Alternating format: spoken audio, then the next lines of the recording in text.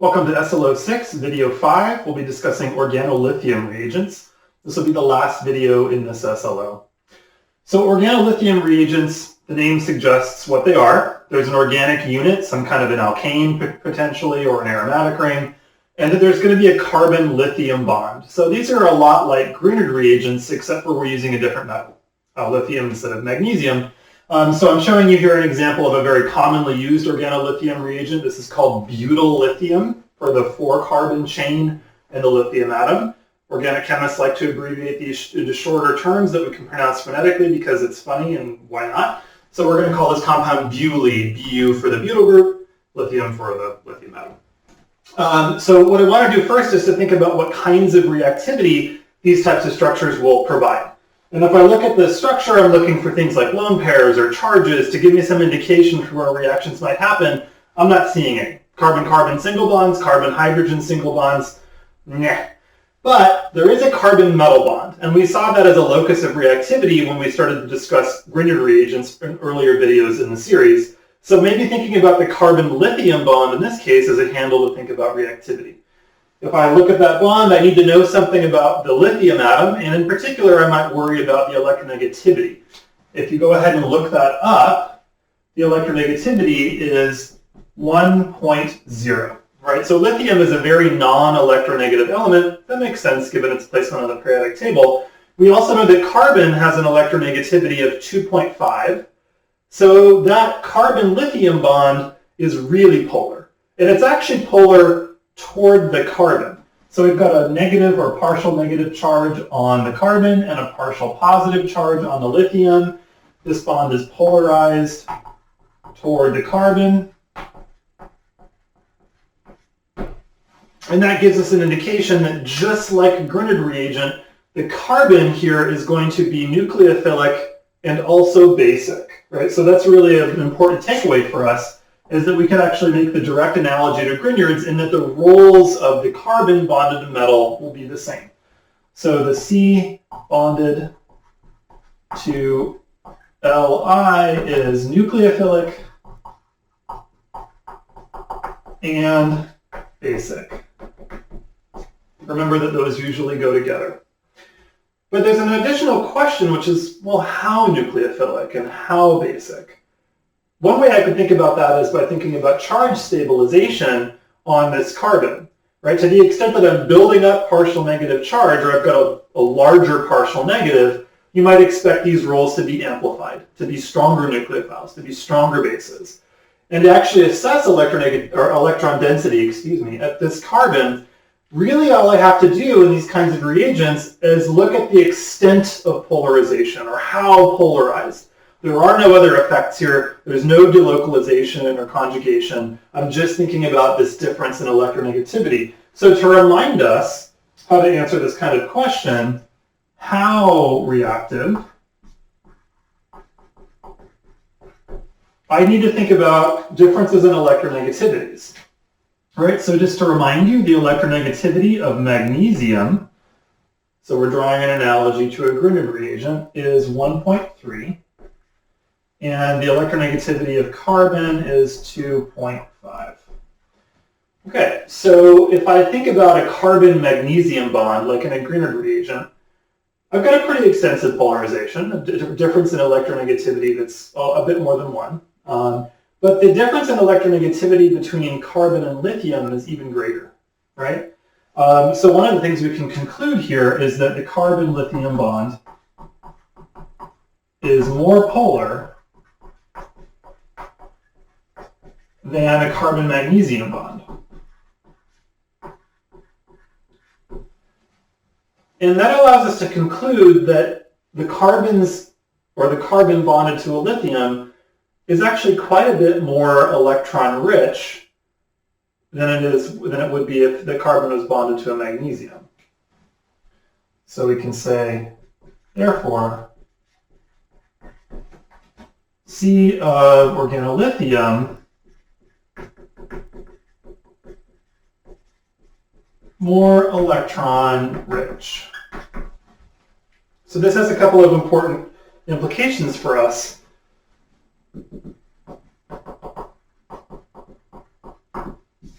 One of those implications is actually that the carbon bonded to the lithium is quite a bit more nucleophilic than a carbon bonded to a magnesium. Or to say that another way, an organolithium reagent is a better nucleophile than a Grignard reagent.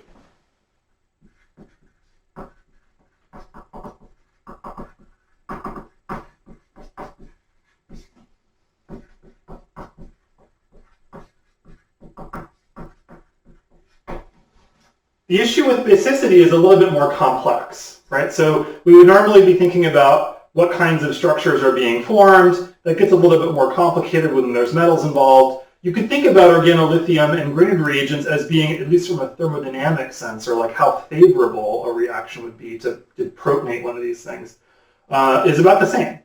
But it turns out the rates of these reactions are radically different. So we could think about organolithium reagents as being better bases in the sense that they actually are basic more quickly. So I'm going to say also better, but also faster bases. So we've done some structural analysis for organolithium reagents here. Based on the enhanced polarization of the carbon-lithium bond, we would expect organolithium reagents to be more nucleophilic and more basic than their Grignard reagent counterparts. But otherwise, they function in very similar ways. So we're going to take a very quick break. We'll clean the board, and then we will pick up a conversation about making organolithium reagents. Okay, so what we can think about now is how we would be making organolithium reagents. And to start, we'll just focus on the same organolithium reagent we analyzed in the previous part of this video. So we'll be focusing on making our butylene. You may not be surprised to learn that we're going to make these in a very similar way that we made Grignard reagents. I really can't emphasize this analogy enough. These compounds are extremely similar except for in the intensity of the ways that they react, right? So the organolithium reagents are a lot more reactive. We'll make these from alkyl halides. So if we wanted to make butylithium, for instance, we would need to choose something with a butyl chain and some kind of a halogen here. I'm arbitrarily going to choose a bromine atom because that seems like a good place to start. But you could use other halogens also. You could use chlorine or iodine, notably not fluorine. So we're encountering this issue again that fluorine has its own distinct chemistry. And just like you might do for making a Grignard reagent, we're actually going to use metallic lithium here. So we'll use Li. I'm going to write superscript 0 just to communicate that this is the metal itself. And so what we can see is essentially a substitution for the halogen, from the halogen to where the lithium goes. Remember that lithium is typically going to be in the +1 oxidation state if it's not metal itself.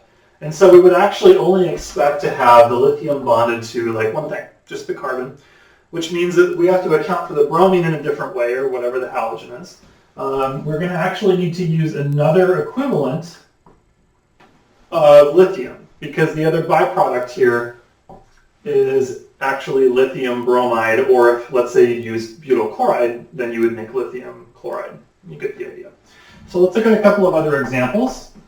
Because you're not restricted to alkyl groups, we can also use aromatic species. So we'll choose iodobenzene, and again I could react this with 2 equivalents of lithium metal, and we would make a structure that has a carbon-lithium bond. Again, and the lithium goes where the halogen was, and the corresponding lithium halogen salt, in this case it would be lithium iodide. So this structure we would name phenyl, because the benzene ring is like a substituent here, kind of, lithium. And if you wanted to be a little saucy about this, you could actually abbreviate the phenyl, pH, lithium, Li, which gives us Feely. Oh boy. Don't blame me. That's what we call it. And finally, we could also think about alkenes. Again, the same pattern holds.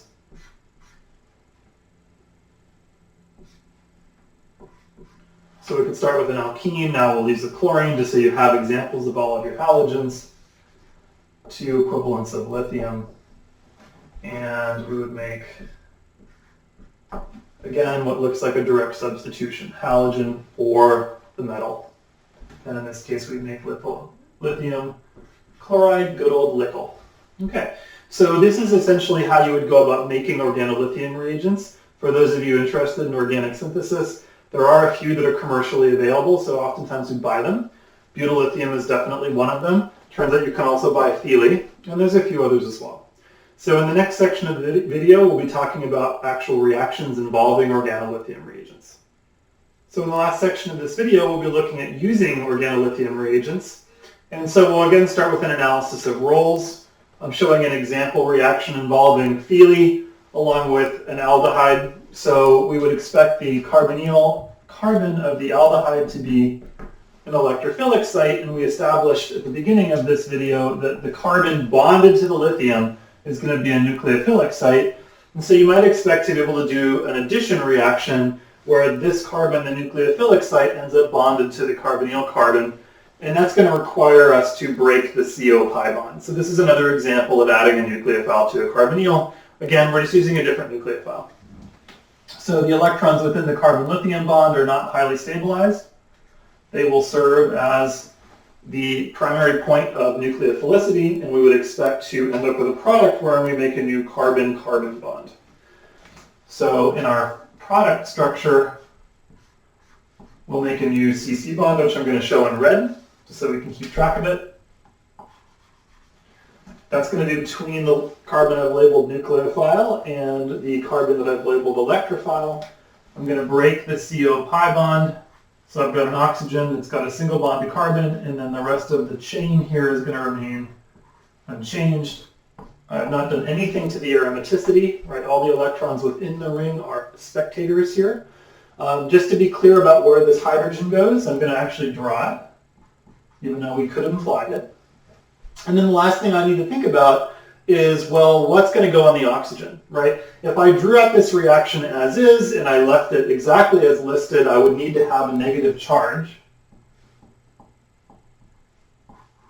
on the oxygen, and probably lithium as a cation would be hanging out nearby. But I bet you could guess the way we actually run this reaction involves a quench. So we would typically actually add water at the end of the reaction. So again, mix the electrophile and nucleophile together, go for a coffee, come back, add water, and you'd actually quench this species as well as any residual organolithium material to put a proton on this oxygen, right? So the final product we would get would involve a water workup.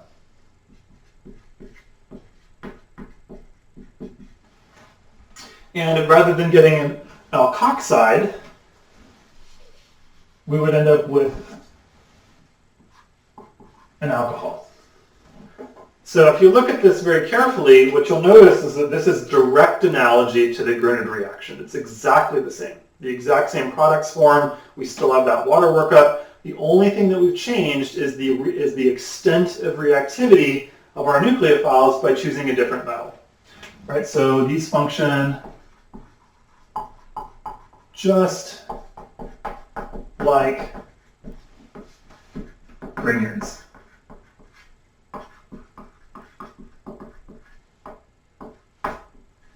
This is really critical. Please don't try to memorize organolithium reagents as being somehow unique.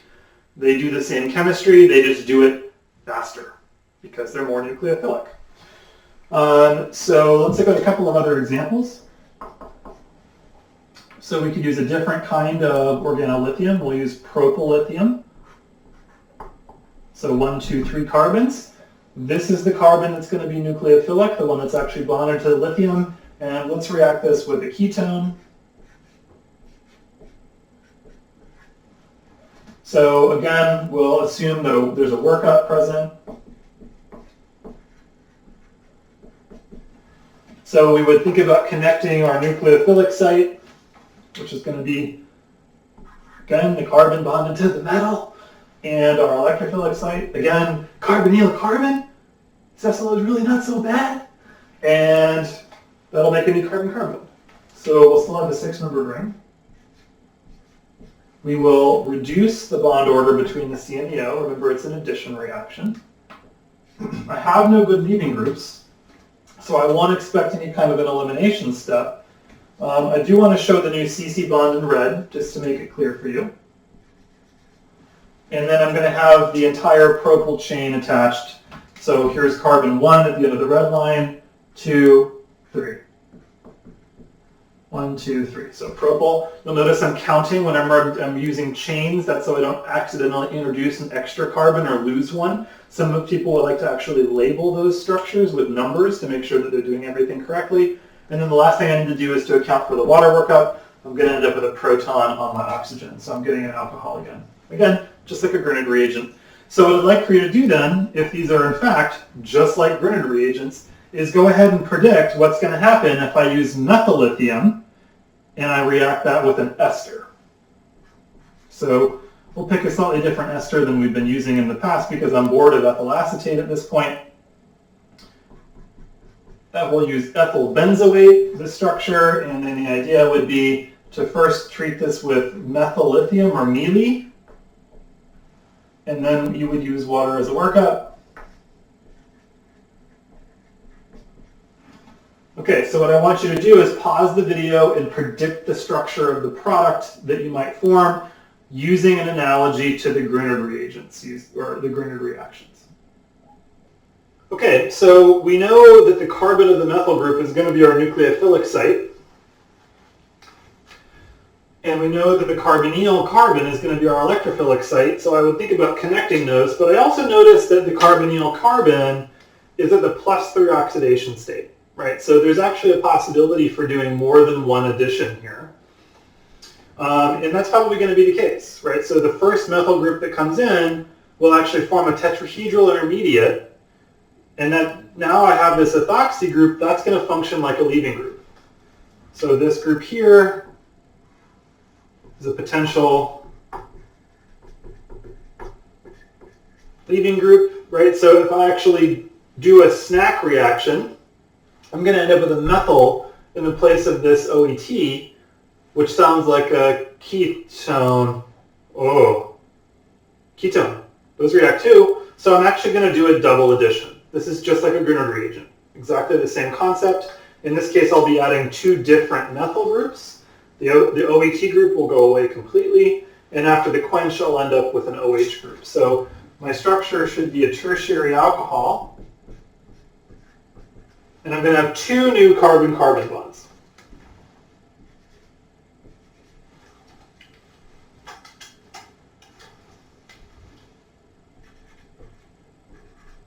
So I have a structure that will end up looking like that at the end of both the additions, 2, and water workup. So just to be really clear, to get this reaction to work well, you would need to use 2 equivalents of this reagent.